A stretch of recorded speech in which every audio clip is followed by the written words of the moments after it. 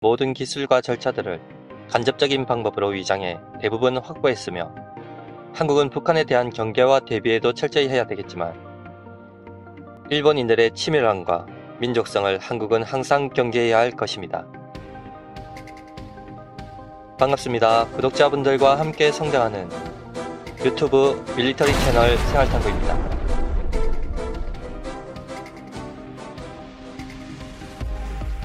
일본의 핵 보유 전략은 일본의 정치인이자 총리였던 나카소네 야스히로가 시작이었습니다. 태평양 전쟁 초기에 해군 6연대를 지휘하는 등 실전 경험을 했으며 히로시마의 원폭이 투하되는 모습을 직접 목격하기도 했지요. 그래서인지 우익적인 성향도 있던 인물로 재임 중에 야스쿠니 신사 참배로 한국과 중국의 비판을 받기도 했지만 재임 기간 내내 일본이 경제적 외교적으로 잘 나가던 시절을 보냈고 당시 한국의 전두환 대통령, 미국의 레이건 대통령과 임기 시기가 겹치면서 한미일 동맹의 최전성기를 보냈습니다.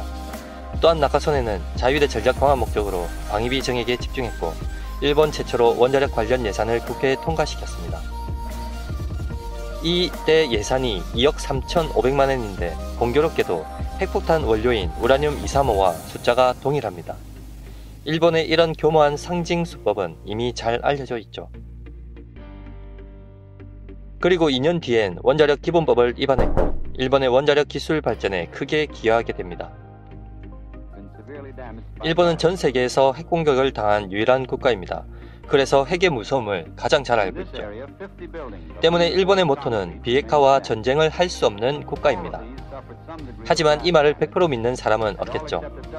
그리고 북한의 비핵화 역시 마찬가지일 것입니다. 특히 일본은 핵으로 망했기 때문에 핵에 대한 필요성을 세계 어느 나라보다 절실히 느끼고 있습니다. 이는 자신들이 당한 경험 때문에 군사 강대국의 길과 핵을 절대 포기할 수 없는 국가라는 말도 됩니다. 절대 겉으로는 드러내지 않고 지금까지 치열하게 핵을 준비하고 그와 관련된 기술들을 개발해왔습니다. 일본은 이미 핵기술을 보유했고 위성 로켓 기술, 플루토늄, 고체 연료 기술 등을 확보하고 있는데 이 기초를 만든 정치인도 나카소네 야스히로입니다. 1967년 사토 에이사쿠 총리는 일본은 핵무기를 절대로 제조하거나 보유하거나 도입하지 않겠다는 비핵 3원칙을 선언하고 노벨 평화상까지 받았습니다. 여기까지는 좋았는데 2년 뒤인 1969년 놀라운 사실이 밝혀집니다. 일본이 비밀리에 서독에 핵무기 공동 개발을 제안한 사실이 드러났습니다. 이때 일본 핵무장에 대한 논의가 실제 내각에서 검토되었고 당시 책임자가 바로 나카소네 야스히로였죠. 그는 서둘지 않고 장기적으로 일본이 언제든 마음만 먹으면 핵무기를 제조, 보유할 방법을 강구했습니다. 그런데 가장 먼저 넘어야 할 것이 원자력 기술과 항공우주 기술이라는 명목으로 헬사체 기술과 고체 연료 기술을 확보하는 것이었습니다. 일본은 민간 분야라는 명목으로 분야의 기술을 확보했고 그 다음은 미일 원자력 협정 개정을 통한 핵 재처리가 가능한 국가가 되어야 했습니다. 하지만 전범 국가인 일본에게 핵 재처리 승인을 쉽게 내줄 미국이 아니었기 때문에 나카소네는 고민하게 됩니다. 핵 재처리 승인을 받아야 나중에라도 핵무기를 만들 수 있을 텐데. 그리고 1980년대 레이건 행정부의 레이거노믹스 경제정책으로 미국은 대규모 재정 적자를 기록하게 됩니다. 이때 프랑스, 독일, 영국, 미국, 일본 5개국이 미국의 무역 수지 개선을 위한 플라자 합의가 성사됩니다.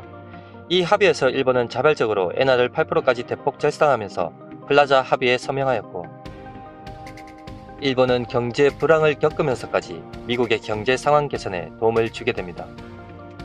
겉으로는 당시 미국과 국제적 환경 때문에 이 합의가 이루어진 것처럼 보이지만 후에 알려진 사실 중 하나가 미일 원자력 협정 개정을 하기 위한 나카소네의 전략도 주요 원인으로 작용했다고 알려졌습니다.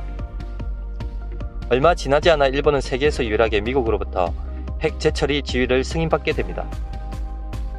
이렇게 나카소네는 일본이 언제든지 핵을 보유할 수 있도록 기틀을 마련하고 핵 재처리 승인을 받고 이틀 후 총리직에서 사임합니다.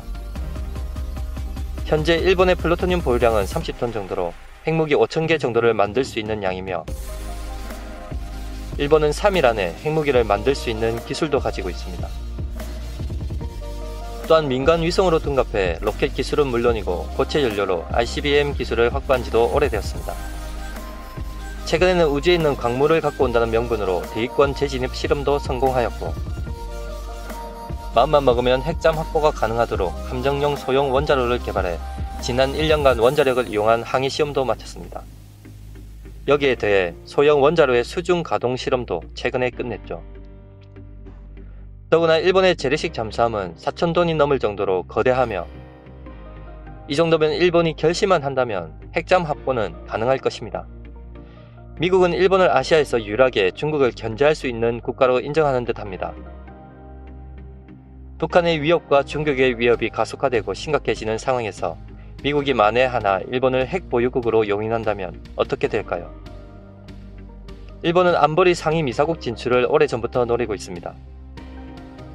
지금과 같이 북한의 도발이 미국의 한계 수준을 넘어 한반도에서 작은 충돌이라도 발생할 경우 일본은 대환영을 할 것입니다. 한반도 충돌을 이유로 일본이 미국과 기존의 상임이사국들도 인정할 만한 역할을 해낸다면 말이죠. 미국, 영국, 러시아, 프랑스, 중국 다음으로 상임이사국에 진출할 가능성이 일본은 더욱 높아지게 됩니다. 일본이 자유대가 아닌 군대를 보유한 보통 국가가 되면 그들은 장래에는 핵을 보유한 상임이사국이 된다는 뜻이죠. 하지만 일본은 우방국입니다. 수출 규제 관련 내용과 지소미아 연기 이후 일본 정부가 자국 내에서 보여준 행태는 여러분도 잘 알고 계시죠. 아시아에서 중국의 군사 증강과 경제적 부상, 북한의 위협과 도발은 일본의 이런 야망을 언젠가는 현실로 만들 것입니다.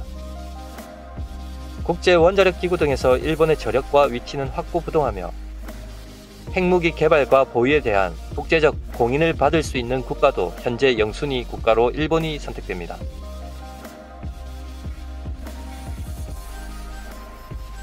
공식적 핵 보유국, 미국, 영국, 프랑스, 러시아,